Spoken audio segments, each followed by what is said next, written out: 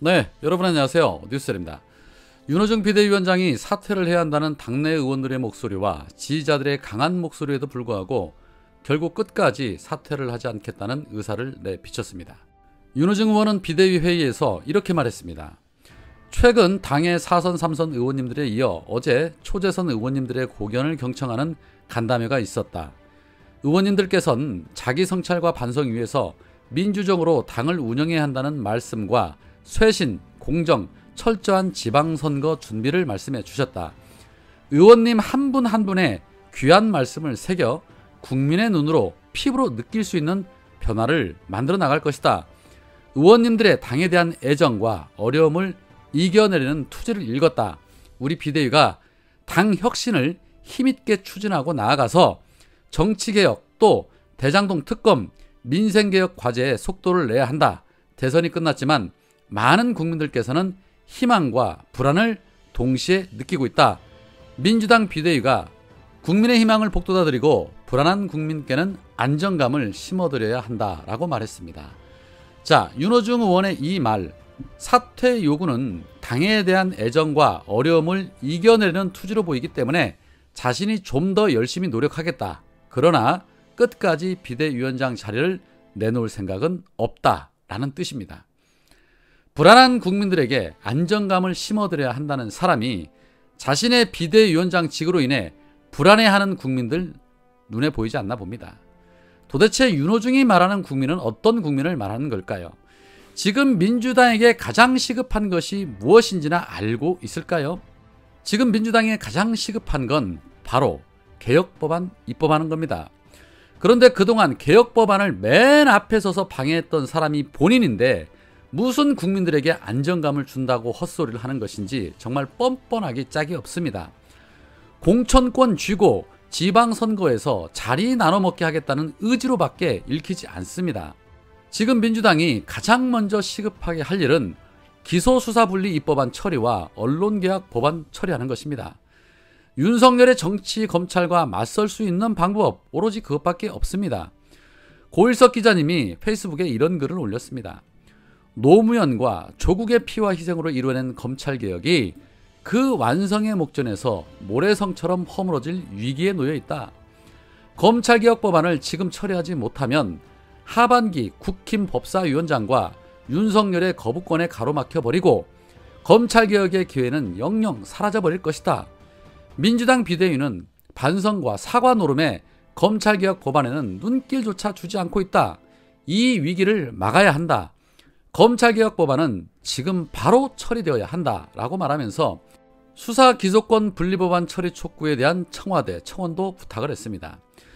윤호중 법사위원장으로서 그리고 원내대표로서 분명하게 수사 기소권 분리법안 처리를 공언했으면서 끝내 약속을 지키지 않았고 오히려 반격의 빌미를 제공해 준 사람입니다.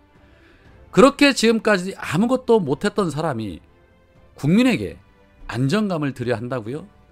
개혁에 속도를 내야 한다고요? 언제요?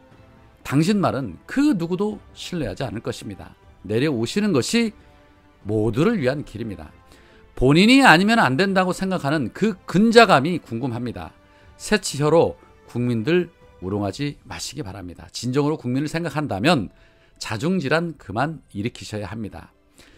자, 한편 국민의힘 현직 의원들과 핵심 관계자들이 대선 승리에 도취해서 서울 여의도 국회 인근 식당에서 방역수칙을 어기고 단체로 회식했다는 소식이 있었습니다.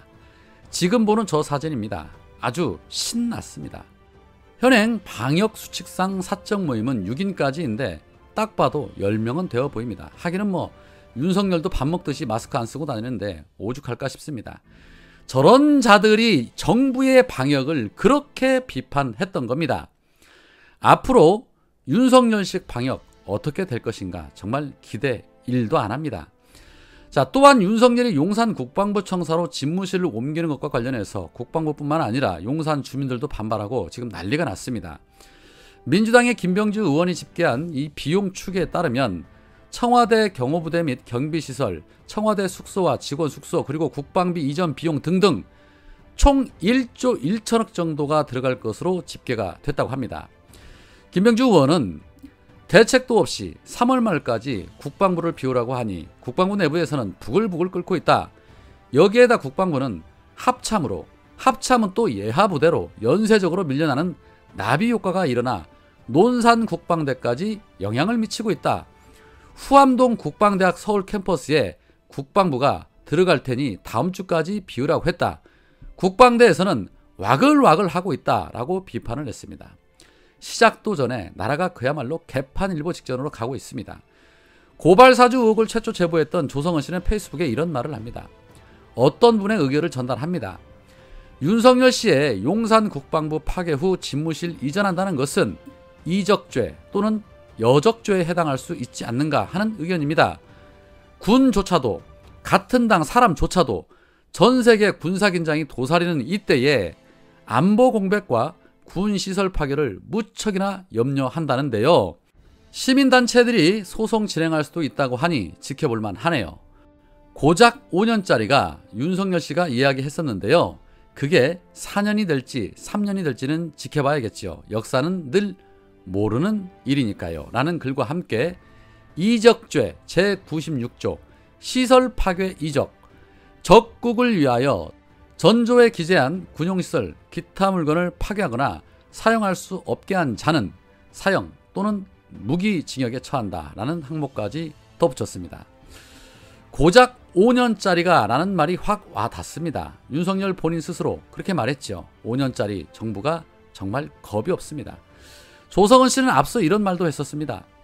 김호수 총장님, 이하 자리를 지키고 계신 검사님들, 윤석열도 없던 염치를 여러분들이 차릴 필요 없습니다. 정치 검찰이라는 모욕과 검찰 공화국을 막는 것은 법과 원칙을 지키는 검사님들이십니다.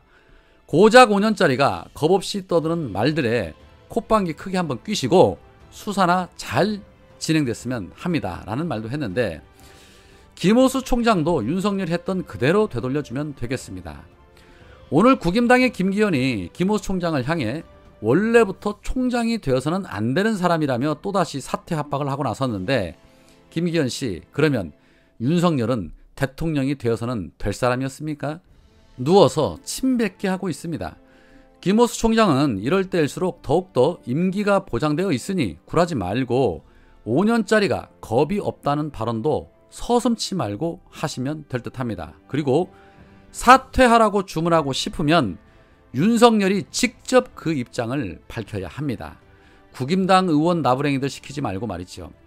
윤석열이 제 아무리 용산으로 탈청와대 하겠다고 난리 부르스를 친다고 해도 결국엔 청와대와 국방부 예산 추경을 국회에서 통과시켜줄 리도 없고 여가부를 폐지한다고 해서 그 예산이 그쪽으로 갈 일은 없을 것입니다. 민생은 하나도 안 챙기고 하는 짓 하고는 정말 안타깝습니다. 오늘은 여기까지입니다. 고맙습니다.